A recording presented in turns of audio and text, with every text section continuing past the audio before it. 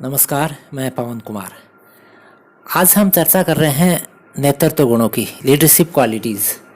यह टॉपिक मैंने विशेषतः प्री बीएसटीसी के स्टूडेंट्स के पाठ्यक्रम को ध्यान में रखते हुए तैयार किया है, लेकिन इसका कुछ विस्तार करके मैंने इसके अंदर वो सारी चीज़ें डाल दी जो कि आम नेता और नेतृत्व के अंदर होती हैं। मसलन उनके कहाँ कहाँ ज़रूरत होती है, कौन कौन सी प्रकार होते हैं, गुण कौन कौन से होते हैं, सारी चीज़ों को इसमें सम्मिलित कर दिया। आप पूरे वीडियो को देखना, उसके बाद में एनालिसिस करना कि जो मैं नेता पसंद करता हूँ क्या वो इन गुणों पे फिट बैठता है या मेरा नेता कौन से प्रकार का है। वीडियो पूरा देखने के बाद में पसंद आए तो लाइक करना और सभी तक शेयर करना, और ऐसे ही वीडियो लगातार देखते रहने के लिए हमारे चैनल को सब्सक्राइब जरूर कर लें। चलिए हम बात करते हैं नेतृत्व की। नेतृत्व क्या है? यानी किसी भी समूह को किसी भी प्रकार का एक मार्गदर्शन प्रदान करना नेतृत्व है, और ये देने वाला वो नेता है, और वो जो ले रहे हैं ये मार्गदर्शन, उसको स्वीकार कर रहे हैं मार्गदर्शन को, वो उसके अनुयायी हैं। हम अगर कक्षा की बात करें तो ये काम शिक्षक कर रहा है, वो बच्चों को मार्गदर्शन दे रहा है, तो वो भी नेतृत्व करता है, और वो जो मार्गदर्शन स्वीकार कर रहे हैं यानी उसके शिष्य, वो अनुयायी मान सकते हैं हम। ये एक टू वे प्रक्रिया है, दोनों तरफ से चलती है। उसको मार्गदर्शन चाहिए, वो मार्गदर्शन देता है, उसके अंदर कुछ विशेष एबिलिटीज़ होती हैं, इनके कुछ एम्स होते हैं। इन सभी चीज़ों को ध्यान में रखते हुए ये कॉन्सेप्ट जनरेट हुआ है। अब हम देख लेते हैं ये नेतृत्व की आवश्यकता कहाँ होती है। यानी किसी संगठन के संचालन के लिए नेतृत्व बहुत जरूरी है। इसकी हर एक फील्ड में आवश्यकता दिखाई देती है। सबसे पहली आवश्यकता आती है अनुयायियों के लिए आवश्यकता है, यानी जो शिष्य हैं उनकी उपस्थिति में ही नेतृत्व की कल्पना हो सकती है। शिष्य नहीं होंगे, अनुयायी नहीं होंगे तो नेतृत्व का कोई अर्थ ही नहीं है। उनके कुछ उद्देश्य होंगे और उन उद्देश्यों को पूरा करने के लिए नेतृत्व यानी नेता होगा। फिर दूसरी बात आती है अनुयायियों की सहमति। ये जो काम हो रहा है इसके अंदर जो उनके शिष्य अनुयायी हैं वो बिना किसी डर, दबाव और शक्ति के प्रयोग से अपनी स्वेच्छा से उस नेतृत्व को स्वीकार करते हैं। यानी उनके प्रति, जो नेता के प्रति उनका सम्मान है, विश्वास, निष्ठा, समर्पण, श्रद्धा, ये भाव रहता है। अगर ये नहीं है तो फिर वो नेतृत्व नहीं है। तीसरी बात आती है सामान्य हित है, यानी दोनों के कुछ हित होते हैं। समूह है, उस समूह का वो नेतृत्व कर रहा है। वो विद्यालय है तो विद्यालय या कक्षा तो उस कक्षा का वो नेतृत्व कर रहा है। वहाँ पर स्टूडेंट के कुछ हित होते हैं कि मुझे जो सर हैं वो ये पाठ्यक्रम पूरा करके और यहाँ तक पहुँचाएंगे, या वो पब्लिक है तो पब्लिक का जो नेता है उस पब्लिक के समस्याओं को सुलझाने, यानी वो जो हित हैं उनके लिए काम करता है। ये जरूरी है। अगर ये नहीं है, यानी सामान्य हित नहीं है, तो नेतृत्व भी नहीं होगा।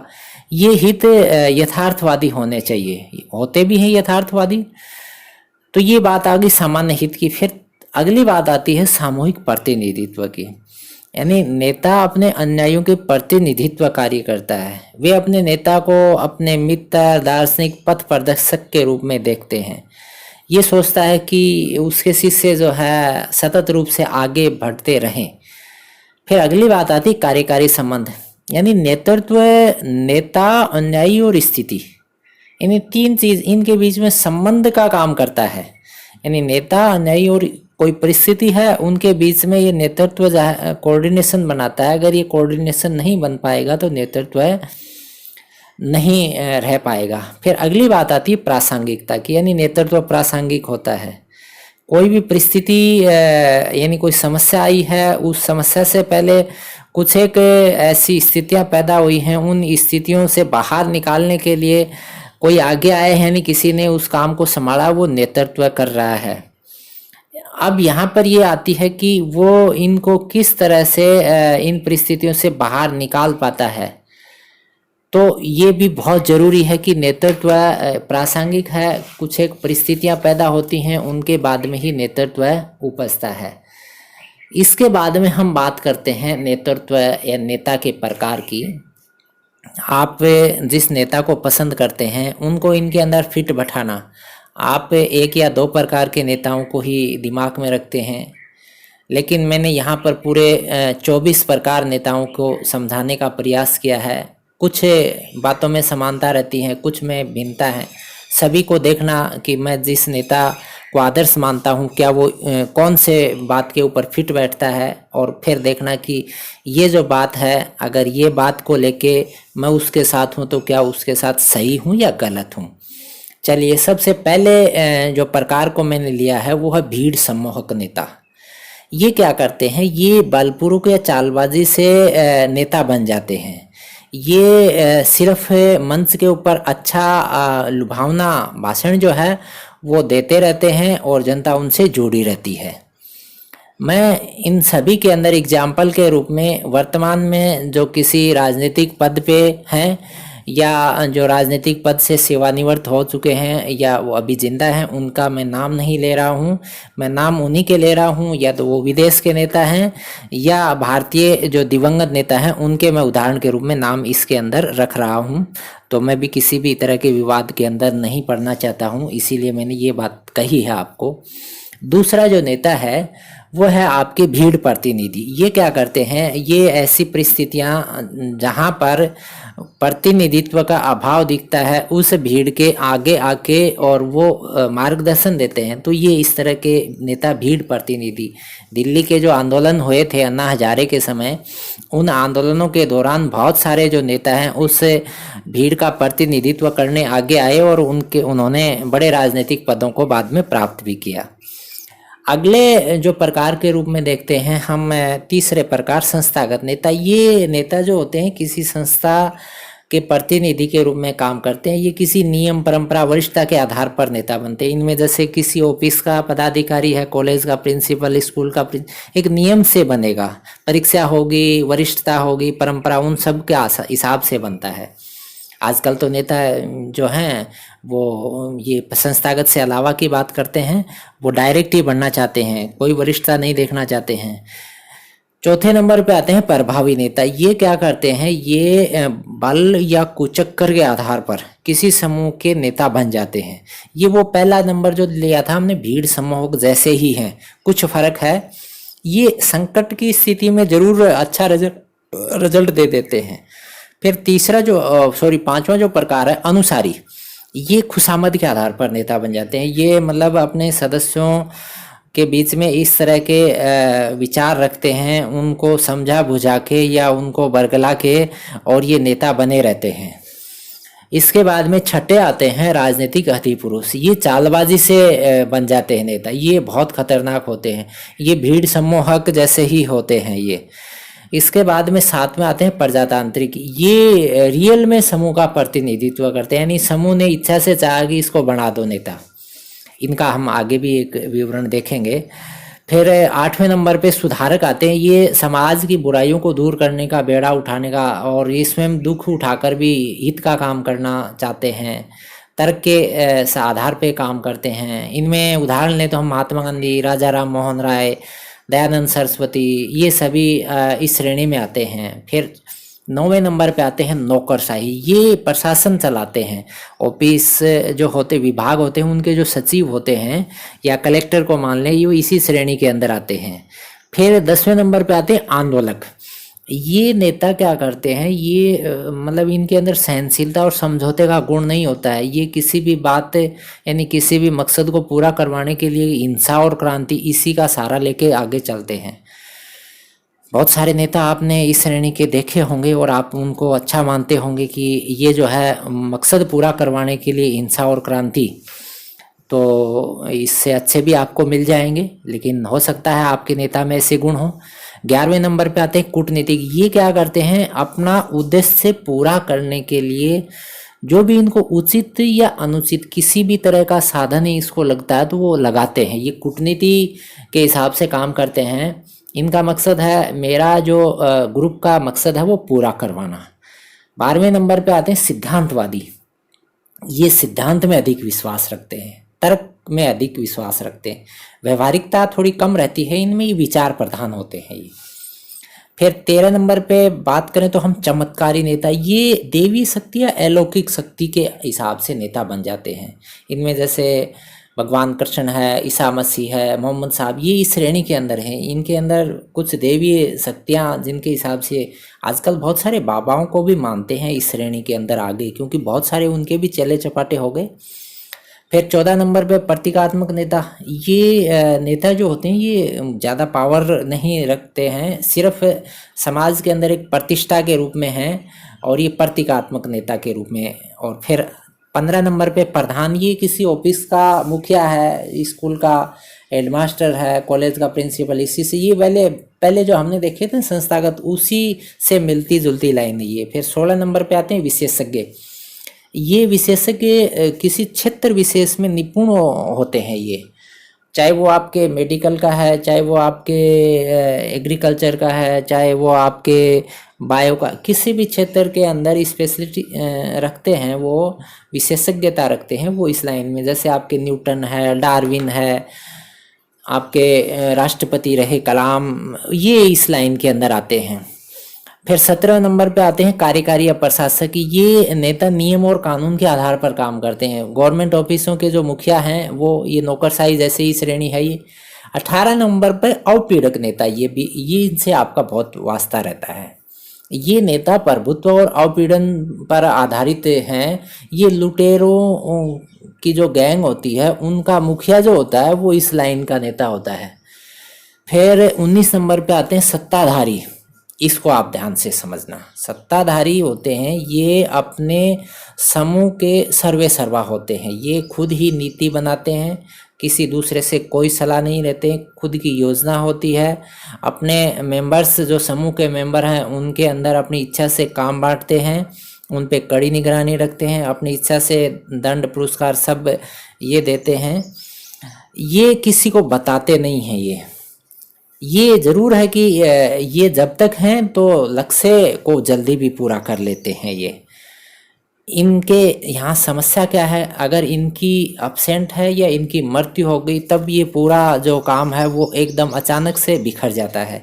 इस लाइन में अगर देखें तो हम पाकिस्तान के पूर्व जो प्रमुख रहे हैं, आपके जियाउल हक है, याह्या खां है, आपके जो अरब कंट्रीज़ के अंदर बहुत सारे हुए हैं जिनके अंदर सद्दाम हुसैन है, इस तरह के जो नेता हैं इस लाइन के अंदर आते हैं। इसके बाद में 20 नंबर पे आते हैं आपके प्रजातांत्रिक नेता। ये समूह के बहुमत से बने, समूह ने चाहा कि इसको बना दो, ये समूह को अधिकार देते हैं, समूह से चर्चा करते हैं। इससे समूह के अंदर क्या होता है, मनोबल भी अच्छा रहता है, समूह प्रसन्न भी रहता है। इस लाइन के अंदर हम देखें तो जवाहरलाल नेहरू है, लाल बहादुर शास्त्री है, अटल बिहारी वाजपेयी, ये इस लाइन के अंदर आते हैं। इनके इस तरह के नेतृत्व में अगर ये अनुपस्थित हैं या इनकी मृत्यु हो भी गई तो उस स्थिति में समूह टूटता नहीं है, चलता ही रहता है। इसके बाद में जो अगला जो 21 नंबर पे हम बात करें तो ये प्रत्यक्ष और अप्रत्यक्ष, एक विपरीत सी दोनों श्रेणियों को साथ में लिया है। प्रत्यक्ष तो वो जो अपने सदस्यों साथ सीधा संपर्क रखते हैं, उनकी हर एक आवश्यकता के ऊपर चर्चा करते हैं, उनके समाधान की बात करते हैं। और अप्रत्यक्ष वो हम उनको खुला छोड़ देते हैं, कोई चर्चा वर्चा नहीं करते हैं। फिर 22 नंबर पे पक्षपातपूर्ण और वैज्ञानिक। पक्षपातपूर्ण नेता वो होते हैं या नेतृत्व तो वो है जो क्या करता है, अपने समूह का पक्ष लेता है। वो चाहे समूह गलत ही कर रहा है, उससे हानि हो रही हो, लेकिन फिर भी वो सारे दुर्गुणों को छुपा के और समूह के साथ ही काम करना पसंद करते हैं। इससे विपरीत वैज्ञानिक नेता हैं, ये क्या करते हैं, ये यथार्थ बातों के ऊपर ही विश्वास करते हैं, चाहे उससे समूह का हित हो जाए। ये यथार्थवादी या सिद्धांतवादी श्रेणी के होते हैं। ये अच्छी श्रेणी है, लेकिन आजकल इनका जो है इनको टिकने नहीं देते हैं। इसके बाद में 23 नंबर पे आते हैं सामाजिक और मानसिक नेता। ये सामाजिक में तो आएगा, वो जो सामाजिक कार्यों के कारण समूह में लोकप्रियता प्राप्त करते हैं, सामाजिक समस्याओं के समाधान के ऊपर काम करते हैं, सदस्यों से सीधा प्रत्यक्ष जुड़ाव रखते हैं। ये बड़े उत्साही होते हैं, त्यागपूर्ण जीवन जीने वाले होते हैं। और इससे विपरीत जो मानसिक जो हैं, ये क्या करते हैं, ये सदस्यों की मनोवृत्तियों में परिवर्तन करने का काम करते हैं अपने विचारों के आधार पर। ये थोड़ा सा बौद्धिकता को अधिक काम में लेके काम करवाने का प्रयास करते हैं। इसके बाद में जो अंतिम जो श्रेणी आती है वो अधिशासी। अधिशासी में क्या आएगा, ये वो नेता होते हैं जो क्या करते हैं, सामाजिक, बौद्धिक और प्रबंधकीय गुणों का इनमें समावेश होता है। देखो, सामाजिक, बौद्धिक और प्रबंधकीय अच्छी श्रेणी है ये। इस श्रेणी के नेता बहुत कम मिलते हैं। इसके बाद में ये इतने सारे प्रकार हो गए, लेकिन हम इनको अगर कंपाइल करें तो सारांश में 4 ही प्रकार के बचते हैं ये। इनको आप समझ लेना, पहले अधिनायकवादी, दूसरे निरंकुशवादी, तीसरे प्रजातांत्रिक और चौथे हस्तक्षेपी। अधिनायकवादी तो वो क्या होते हैं, वो क्या करते हैं, ये कार्य और लक्ष्यों के प्राप्ति सदस्यों में भय पैदा करके करवाने का प्रयास करते हैं। कोई भी इनका विरोध नहीं कर सकता है, काफ़ी दंड का भय दिखा के काम करवाते रहते हैं। ये जो लाइन है ये अच्छी लाइन नहीं है नेतृत्व की। निरंकुशवादी में क्या होता है, इसमें जो नेता होता है वो शक्ति और निर्णय प्रक्रिया का केंद्र बिंदु स्वयं ही रहता है। सदस्य उसके ऊपर विश्वास करने को मजबूर हो जाते हैं।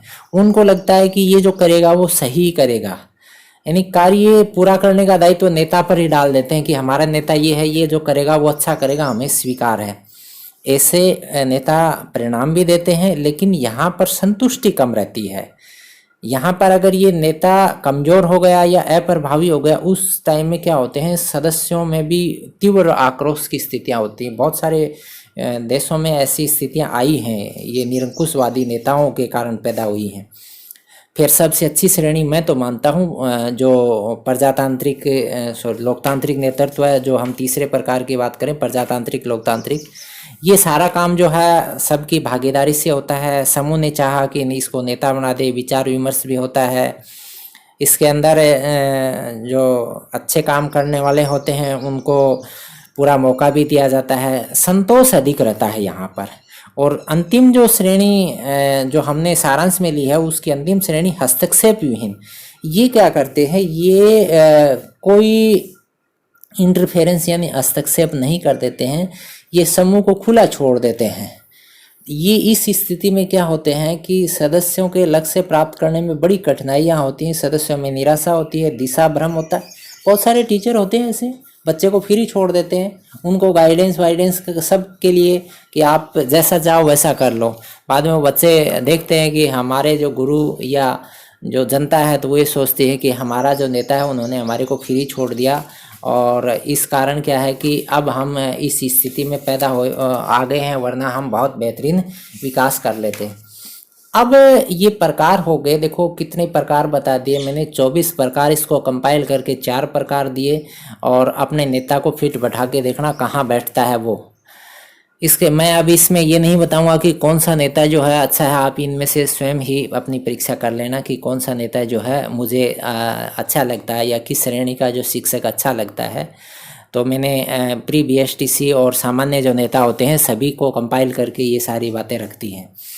इसके बाद में जो नेतृत्व के गुण हैं उनको हम समझे तो नेतृत्व करने वाला व्यक्ति यानी नेता होता है, उसमें कुछ गुणों की अपेक्षा सभी रखते हैं। वो कौन कौन से गुण चाहिए, तो इनमें हम देख लें। पहला है शारीरिक शक्ति। इसमें क्या होगा कि नेतृत्व के लिए कठोर शारीरिक और मानसिक परिश्रम की आवश्यकता होती है, और इसके लिए उसको ज़्यादा समय भी देना होगा, विकट परिस्थितियों में काम भी करना होगा। इसके लिए वो शारीरिक और मानसिक रूप से उसको मजबूत होना चाहिए।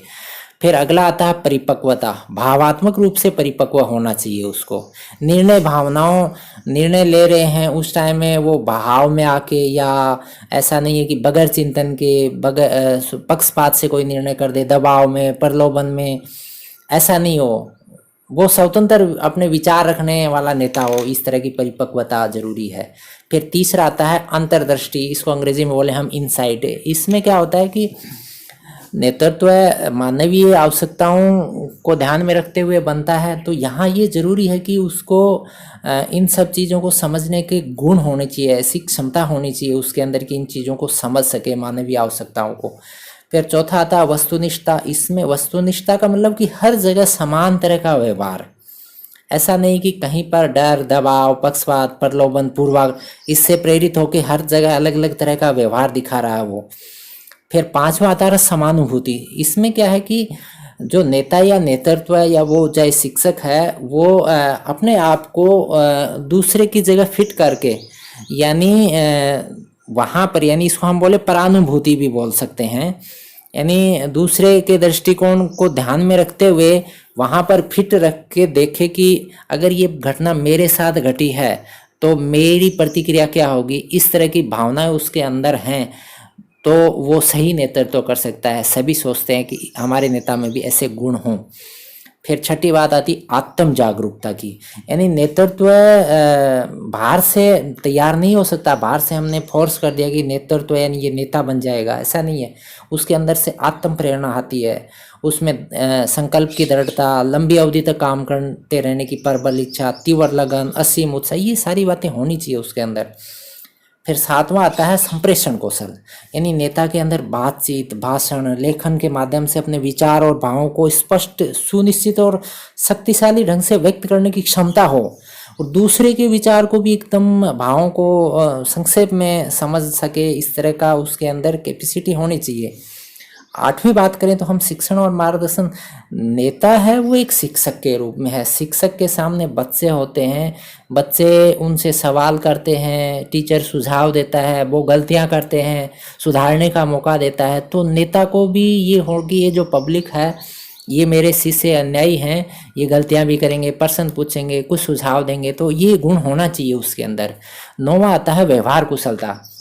व्यवहार कुशलता में यानी अपने नेता को अपने जो वर्ग के अनुयायी हैं और उनकी शक्ति कमजोरियों को समझने की योग्यता होनी चाहिए। ये उनका एकदम सहायक मित्र और सुहृदय हो, ऐसा व्यवहार कुशल होना चाहिए। फिर आती बात दक्षता की, 10वां बिंदु है ये नेता, ये वो शिक्षक भी नेता है, तो हम बात तो शिक्षक के ऊपर ही लेके चल रहे हैं।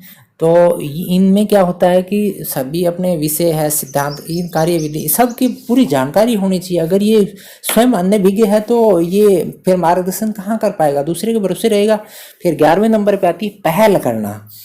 पहल करना में मतलब क्या आएगा, ये खुद पहल करे, यानी अपने आचरण से प्रभावित करता है अन्यायियों को नेता। तो इसका जो आचरण है वो इस तरह का हो कि वो इनसे देख के और अच्छा व्यवहार करें। तो इसमें नेता के अंदर दूरदृष्टि, भविष्य में पूर्वानुमान करने की क्षमता, प्रबल इच्छा शक्ति, दृढ़ संकल्प, मूल्य और लक्ष्यों में पक्का विश्वास, जोखिम उठाने की तत्परता, क्रियाओं के नियोजन और मार्गदर्शन की योग्यता, ऐसी बातें होनी चाहिए उसमें। फिर 12वें नंबर पे आता है प्रतिनिधित्व। इसमें क्या आएगा कि नेता होता है वो अपने वर्ग के उद्देश्य, आदर्श, समस्या, विश्वास, आशा, मूल्य और भावनाओं का संगठन में रह के और संगठन से बाहर प्रतिनिधित्व। तो आपको लगता है कि कई बार होता है ना, जैसे मेरा गांव का सरपंच है या मेरे एरिया का विधायक है, यार ये इसने तो कुछ भी नहीं बोला, ये कुछ नहीं कर पा, तो ये प्रतिनिधित्व करता है। तो हमको लगता है कि बेहतरी प्रतिनिधित्व हो तो इसके लिए इसके अंदर ये सारी बातें, ये इन सब यानी विश्वास, आशा, मूल्य, ये सारी चीज़ें जो है ना इस तरह की हों, आदर्श ऐसे हों कि वहाँ पर उचित प्रतिनिधित्व कर सके। 13 नंबर पे आता है नेता का एक कर्तव्य होता है कि वो अपने जो कुछ क्षेत्र की समस्याएं हैं उन समस्याओं के ऊपर अपना जो इस विवेक जो है वो इस तरह से लगाए कि उनका व्याख्यान और विश्लेषण जो है अन्यायियों को बेहतरीन तरीके से लग जाए कि ये जो समस्या है इसका इस तरह से सॉल्यूशन हम कर सकते हैं। उनके सुझाव जो हैं उन से भी वो कुछ प्रेरित हो, तो ये व्याख्या करने की कैपेसिटी भी होनी चाहिए उसके अंदर। फिर आती है अभिप्रेरणा 14 नंबर पे, यानी ये अपने समूह के लक्ष्यों की ओर प्रेरित करने के लिए उसमें उत्साहवर्धन करता रहे निरंतर, यानी समूह के जो लोग हैं उनका मनोबल ऊंचा उठाने का काम करे, उनके अंदर जो भी असंतोष है, कुंठा है, निराशा, आशंका, भ्रांति दूर करने का प्रयास करता रहे। ऐसा काम नेता को करना चाहिए। फिर 15 नंबर पे आता है एकता शैली स्थापित करना, यानी एक सूत्र में बांधना। आजकल देखा होगा कि पूरी पार्टी में से इतने टूट के उधर गए। आज की घटना चल रही है कि कुछ एक नेता एक पार्टी से टूट के उधर गए, दूसरों ने उनको पकड़ लिया, सरकार गिरा दी, ऐसी बातें होती है। तो ये नेता का दायित्व है कि वो अपने समूह को टूटने न दे। शिक्षक का भी दायित्व है, कक्षा के अंदर गुटबाजी हो जाती है बच्चों के अंदर, वो गुटबाजी न होने दे। तो 16 नंबर पे आती है बात पथ प्रदर्शक की, ये अन्यायियों को सही मार्गदर्शन दे, ये इसका दायित्व है ये। इसके बाद में आता है 17 नंबर पे अनुशासन, यानी वर्ग के जो सदस्य हैं वो निष्ठा और अनुशासन बनाए रखें और उसके लिए क्या है वो उचित उनको मार्गदर्शन समय समय पे दे, वरना तो क्या है ये भटकते रहेंगे, इनके ऊपर नियंत्रण नहीं होगा अगर आपका प्रभावी निरीक्षण नहीं होगा। और अंतिम बात आती है संदेश वाहन की, यानी एक कुशल नेता एक संदेशवाहक का कार्य भी करता है। उसका दायित्व है कि वह अनुयायियों को समय समय पर तथ्यों से अवगत करवाए, उन्हें आवश्यक आदेश और निर्देश तथा उनकी समस्या विचार भावनाओं को समझे। तो ये सारी जो चीज़ें एक नेता के अंदर आ जाएंगी, तब हमारा जो नेता है एक प्रभावी नेता होगा, कुशल नेतृत्व करेगा। वो चाहे गांव का सरपंच है, चाहे वो एमएलए है, चाहे वो स्कूल का संस्था प्रधान है, चाहे वो कक्षा का क्लास टीचर है या पढ़ाने वाला टीचर है। तो ये सारी जो चीज़ें हैं, इन सभी चीज़ों को आप अपने आदर्शों के अंदर देखना, और जो स्टूडेंट हैं एसटीसी के वो भी इन चीज़ों को परिस्थिति के अकॉर्डिंग ध्यान में रखते हुए अपने पेपर के अंदर आंसर पुट करेंगे। आशा है ये वीडियो आपको अच्छा लगा होगा, सभी तक शेयर करें। कोई भी सुझाव है इससे संबंधित तो आप कमेंट बॉक्स में ज़रूर डाल दें, मैं कोशिश करूँगा बेहतरीन उसका समाधान आप तक भेजने की। धन्यवाद, जय हिंद।